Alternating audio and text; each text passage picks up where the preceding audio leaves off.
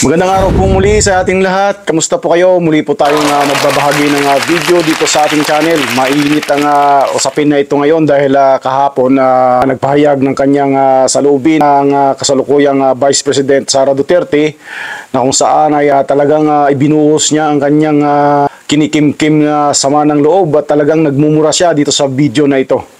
So bago po natin ipagpatuloy ang pagbabahagi ng video na ito, kung hindi ka pa nakapag-subscribe dito sa ating channel, pindutin lang ang subscription button kasama ang notification bell para magbigay update sa iyo sa tuwing tayo mag-upload ng mga panibagong video dito sa channel na ito.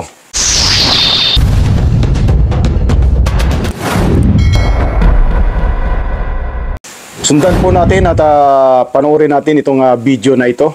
So nangyayari po ngayon dito po sa Office of the Vice President at ngayon tinap na po nila yung mga kapulisan. Can we still trust this government, ma'am? Okay, yes, sinabi ko na yan noong press con ko, di ba? Don't recognize anybody above me. Lagi nilang sinasabi disrespectful kami, di ba? Eh sila yung disrespectful sa opisina ng Vice President. Kung ano yung ginagawa nila sa amin, yun lang din yung ginagawa namin sa kanila. Diba? Nagagawa ko yun. Kasi Vice President ako. Pero isipin nyo, yung ordinaryong mamamayan. Magagawa ba nila yun? Hindi. Tumatahimik na lang, tumitiklop na lang. Look at Secretary Harry Roque. Yeah. Ayaw umalis noon sa bansa. Kasi yung mga anak niya maiiwanan. Pero look at him. Umalis na lang. But no. Hindi. Bastos sila. Bastos din kami. Okay. Yes, Red. You're raising your hand. Ay, Ma'am, good morning po ma'am. Sorry to ask this question kasi of course after this po ma'am magkakaroon naman po ng statement yung mga congressman natin, yung goon, sasabihin nila it's all drama and all. Ay siguro ma'am agahan niyo na po siguro rejoinder sa kanila kasi I know na after this ma'am magkakaroon na naman po sila ng statement, parang babaligtad nila yung sitwasyon at babaligtad nila yung opisina ninyo ma'am. Siguro that's for me for my end dito for my last question. Asan yung nagtataas ng kamay na icon? Okay. Ay sorry. Hold on na. Okay. Yes. Kung ating matatandaan na si Sara Duterte o si Vice President Sara Duterte ay inappoint ito na bilang Secretary ng Department of Education at sa kanyang pag-resign tila naghatid ito ng hindi magandang sitwasyon sa kanyang panunungkulan bilang VP President ng ating bansa. After na ng kanyang pag-resign ay tila nagkaroon ng mga pagbabatikos sa kanya at parang sinisilipan siya ng administrasyon na ito na kung saan ay naging kakampi niya nung siya tumakbo at sa ngayon parang watak-watak yung unit team. Kasi ganito yan. Alam natin lahat, di ba? Sobrang kahayahay ang House of Representatives. Wala yan silang trabaho ng Friday. In fact, inaantay namin ang request, ang MR ni Attorney Lopez. Sandali, nagkumakatok.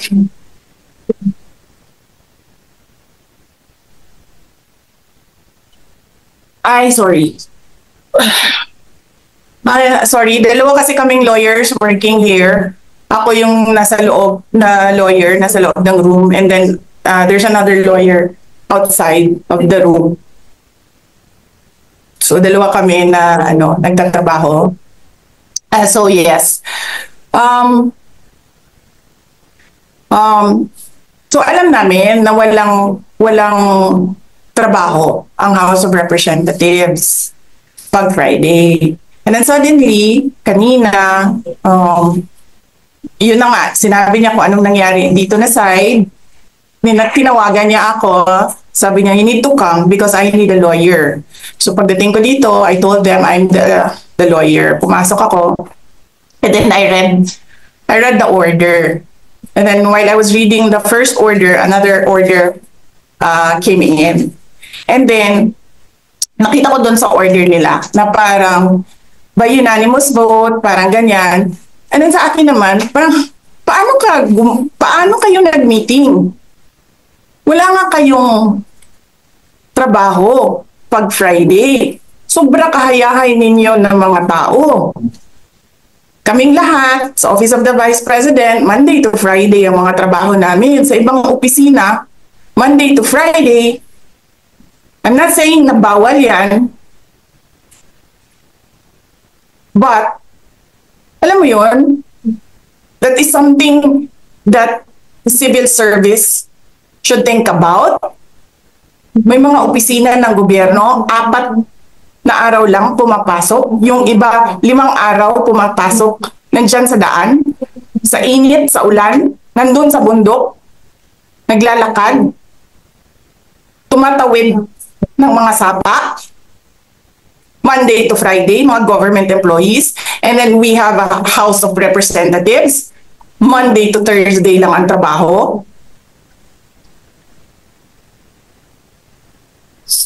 The civil service should rethink that.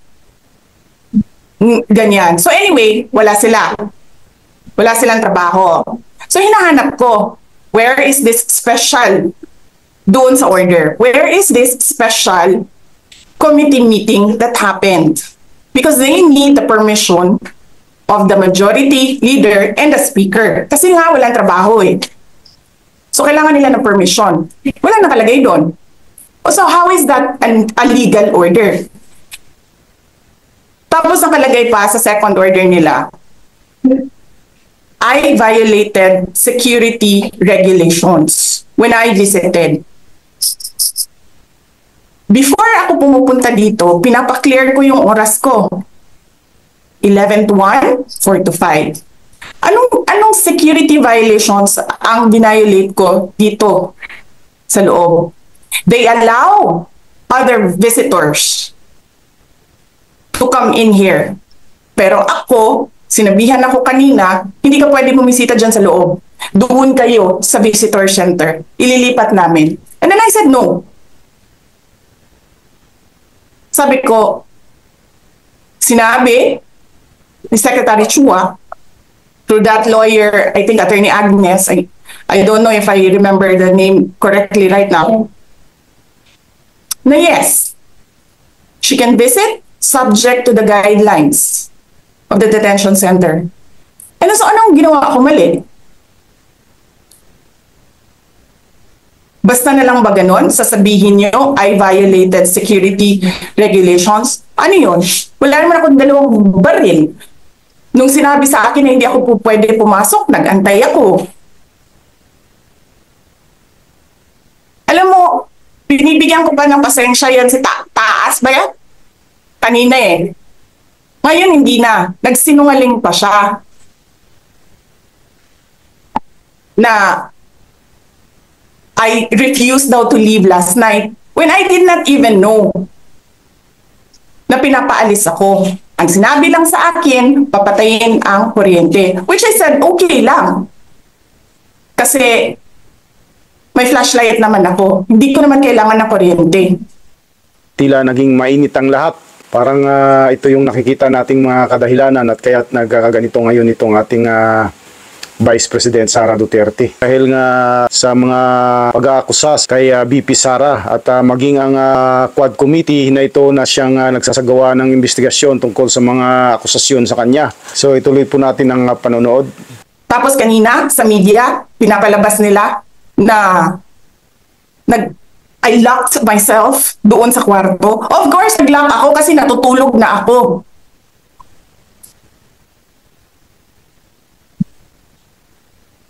Tapos, what? Bawal ako magstay sa opisina ni Congressman Pulong Duterte. Bakit? Is not that government property? I was allowed by the lawful occupant and possessor of that office to stay there, to assist a detainee who is inconsolable right now. Na hindi mo na alam kung yung sakit niya sa likod is a heart attack o ano, kasi hindi nila pinapapasok yung doktor. Diba? So yes, hinahanap ko kanina. Sabi ko, where is this permission from the speaker? Na meron kayong committee hearing kanina in the dead of the night to give an order na i-commit doon sa correctional facility. And where is the rule that says kapag may violation sa detention facility ay ililipat sa correctional facility? Ano yun? You make rules as you go along? Ano yun? Di ba dapat sa demokrasya, there's a rule of law? And then they make rules as they go along? Kung ano lang, whatever pleases the speaker, get her out of the House of Representatives kasi hindi siya dapat nandiyan. Bakit? Pag may-ari niyo ba itong compound na ito? And then sasabihin pa nila sa akin na there is a threat to my life inside the batasang pambansa? Why is there a threat to my life? This is the most secured facility because nandito lahat ng mga spoiled brat sa ating bansa. Tapos, sasabihin pa nila, well, pabigat ka sa amin kasi kailangan namin dagdagan ang security mo. Bakit? Trabaho ba nila magbantay sa akin? Eh, di ba trabaho ng BPSPG yon? Na may I just say, binabawasan nila ng binabawasan araw-araw? Na as if this office is not the second highest office in this country and only because umalis ako sa administration? Kailan ba nagsimula yung atake nila? Alalahanin nyo. Diba? After ako nag-resign sa DepEd? Kailan ba nagsimula yung pambabastos nila? Last year. After that meeting with the Makabayan Bloc and Martin Romualdez. They started destroying my name, pummeling me in the media with a multi-million PR campaign. Pinastos pa nila ako ng mga pagsisinungaling nila na kesyo taksil, kesyo korap, abusado, nyo.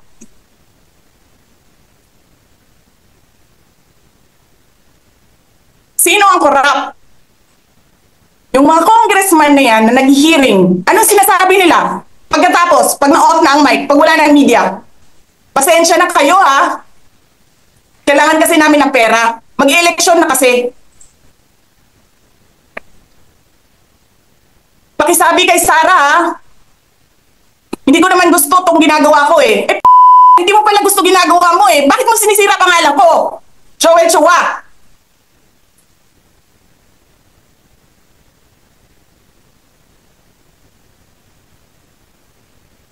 Ganyan. Ganyan ang bansa. This country is going to hell because we are led by a person who doesn't know how to be a president and who is a liar. Alam nyo anong pruweba ko na sinungaling siya? Tinanong ko, 2 businessman. Matagal na sa negosyo ng bigas. Because I was concerned. This is a campaign promise. 20 pesos na kilo ng bigas. And so, I really sat down and talked to a businessman. Sabi ko, sabihin mo sa akin, kung magagawa ba yung 20 pesos? Sabi niya, hindi. Napaka-imposibleng gawin yan. Because more than 20 pesos ang cost. Paano ka magbenta ng palugi? So, tinanong ko, nagsinungaling ba siya nung sinabi niya? And then he said outright, yes. It's either he did not know what he was talking about that's so incompetent, or he was lying through his teeth to get the votes of people.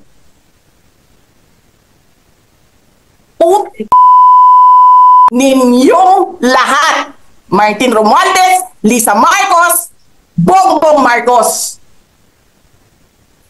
Mahaba pa sana ang video na ito na ating ibabagi, ngunit sadya nating puputulin dito dahil yun ay bahagi na rin natin kung ano ang ating naabot ng ating maipapakita sa inyo. So yun, narinig natin na talagang nagmumura dito ang Vice President Sara Duterte at talagang inilabas niya ang kanyang saloobin dahil nga sa ayon nga sa kanya ay talagang nagpipigil siya sa mga nangyayari na mga pag-aakusa sa kanya at maging sa kanyang opisina ang OVP. So sa lahat po ng nakakapanood at nagsusubaybay dito sa ating channel, so marami pong salamat muli sa inyong panunood.